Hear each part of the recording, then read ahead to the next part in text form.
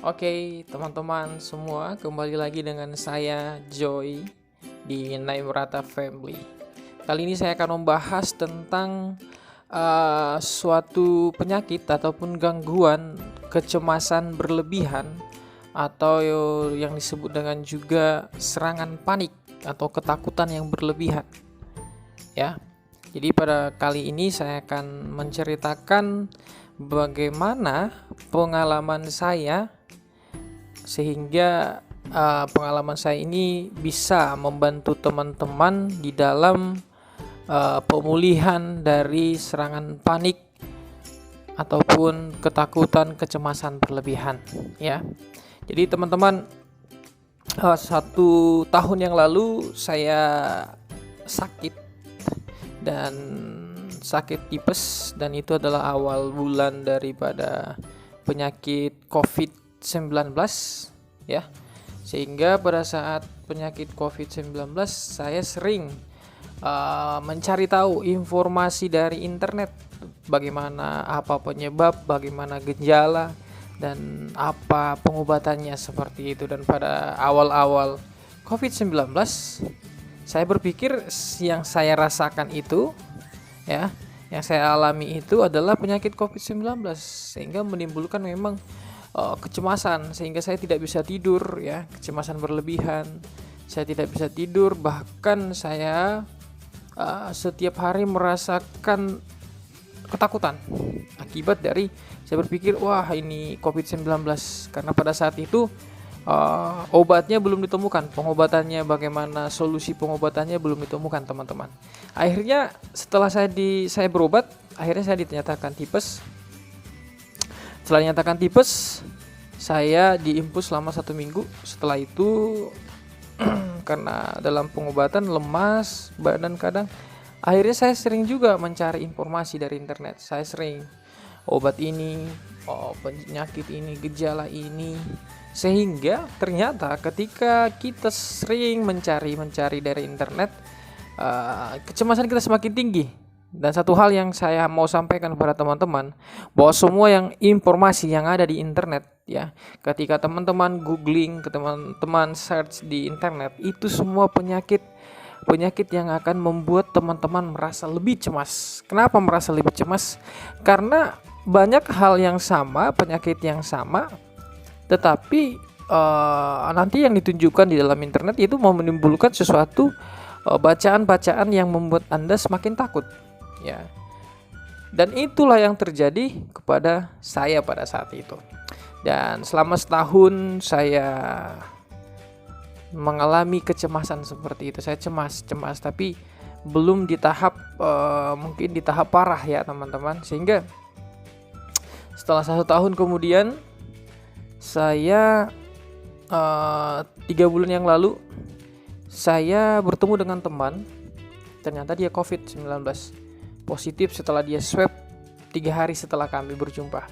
Setelah itu saya sakit dan setelah saya sakit demam seperti gejala orang COVID, akhirnya saya sering sekali, bahkan sangat-sangat sering untuk search, mencari informasi di internet bagaimana tentang COVID-19.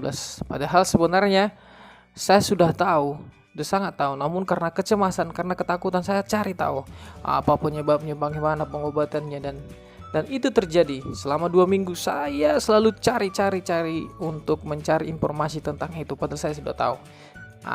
Sehingga menyebabkan kecemasan saya semakin bertambah, panik saya semakin bertambah, yang mengakibatkan apa? Yang mengakibatkan saya stres berlebihan ya, yang mengakibatkan jantung saya juga berdebar-debar, dan juga di dada saya ini nyeri ya.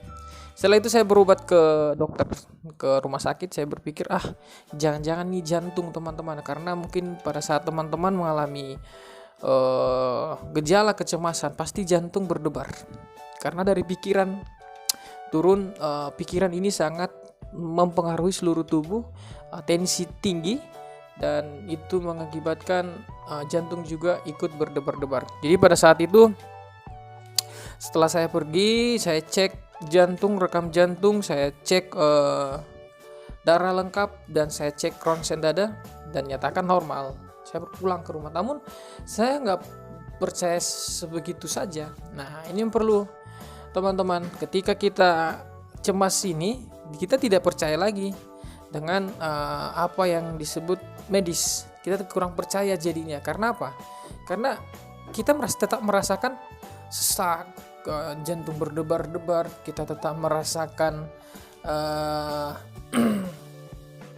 segala sesuatu, penyakit-penyakit, sakit di kaki, sakit tenggorokan. Padahal sebenarnya itu hanyalah akibat dari pikiran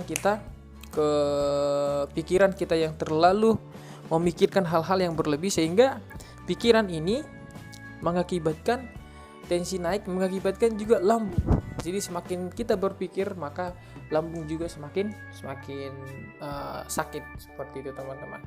Jadi ketika itu saya pulang, setelah pulang saya 2 minggu kemudian panik saya timbul lagi. Lemas. Kenapa lemas? Pasti teman-teman juga mengalami hal yang sama. Kenapa lemas? Kenapa kita merasa sesak? Dan kenapa jantung berdebar-debar? Padahal sudah cek, ya kan? Akhirnya saya ke rumah sakit lagi, dinyatakan normal. Saya ke rumah sakit lagi, dinyatakan normal. Dan beberapa kali saya ke rumah sakit, sampai 5 kali saya ke rumah sakit, dinyatakan normal.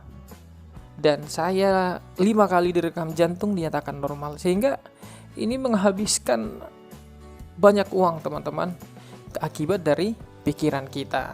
Nah, setelah itu saya berbincang-bincang dengan sahabat seorang yang ternyata mengalami hal yang sama. Dan setelah itu saya bercoba, dari keterangan dia itu saya bercoba mendamaikan diri. Yang pertama yang saya lakukan adalah berdamai dengan diri sendiri. Jadi ketika teman berdamai, pasrah, ikhlas, ya, dan selalu berpikir positif, itu akan memberikan efek yang baik bagi kesehatan teman-teman. Jadi ketika serangan panik itu datang, ya, ketika jantung berdebar-debar, sesak, kita merasakan seperti mau mati, ya, seperti yang saya alami. Saya sering ke UGD, saya sering ke rumah sakit seperti itu. Ketika di UGD saya merasakan nyaman, tidak dikasih obat, saya bisa pulang ke rumah, ya. Dan terakhir ini saya berpikir positif. Saya berpikir kalau nyeri di dada saya itu bukan karena apa, itu hanya karena asam lambung naik. Jadi ketika asam lambung naik teman-teman, itu yang mengakibatkan memang dada kita sesak dan nyeri. Jadi saya juga perlu menyarankan ini kepada teman-teman. Ketika ini datang, berpikirlah positif, ya. Katakan dalam dirimu, aku sehat, aku tidak apa-apa, ya. Umurku panjang, itu katakan dalam dirimu. Tidak ada apa-apa yang terjadi. Sehingga apa? Sehingga memang kekuatan pikiran ini akan terjadi bagi seluruh tubuh, ya. Lalu yang kedua, selalu sering olahraga. Minimal 30 menit dalam sehari.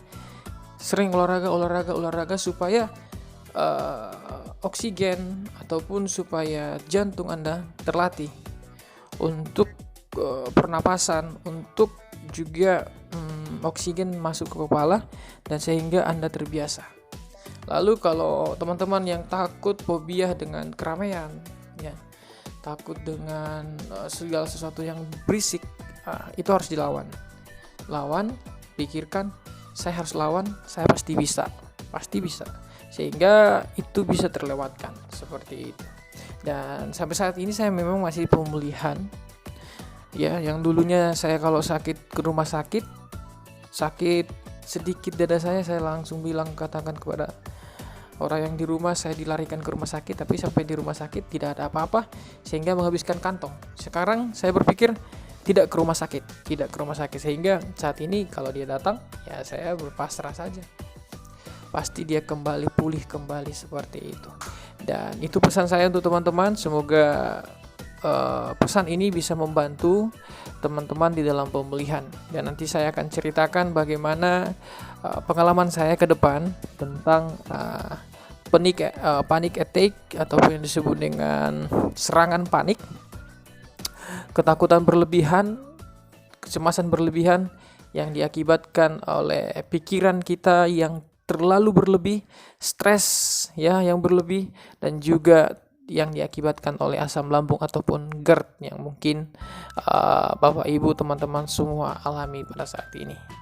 Oke, sampai berjumpa di part selanjutnya. Saya akan bahas bagaimana tentang kecemasan ini. Semoga teman-teman semua bisa sembuh, pulih kembali, dan bisa melakukan segala sesuatu dengan kehidupan normal. Oke, see you, bye.